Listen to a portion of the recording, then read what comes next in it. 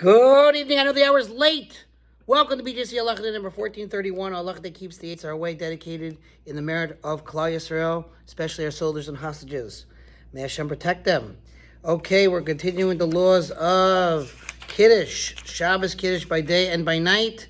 And here we go.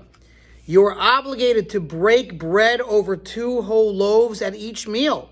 Both of them should be held in your hand, really with 10 fingers, when you make the blessing hamotzi, and then one of them is broken. It is customary to mark the loaf with a knife at the place you want to cut.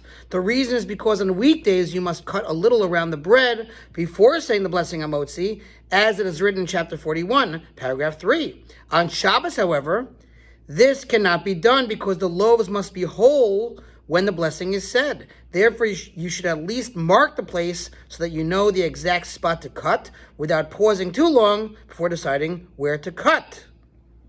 You should place the loaves in such a way that the one you want to cut is in front of you so that you will not need to pass over the mitzvah.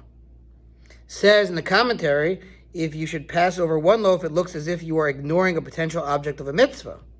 And even if you eat many meals, you have more than the 3 meals. You have more than Friday night, Shabbos morning, and the 3rd meal. You want to have another meal. You're so hungry. Have a meal at 2 p.m., right?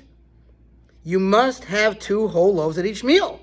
Similarly, when you say Kiddush in the morning before your regular meal and you have cake, you should also have 2 whole cakes.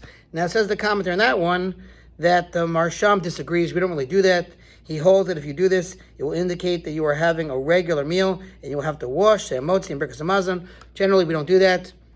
And just speaking of the 2 loaves, so on Friday night, you're actually supposed to make hamotzi on the bottom loaf, so you actually hold it a little bit closer to you.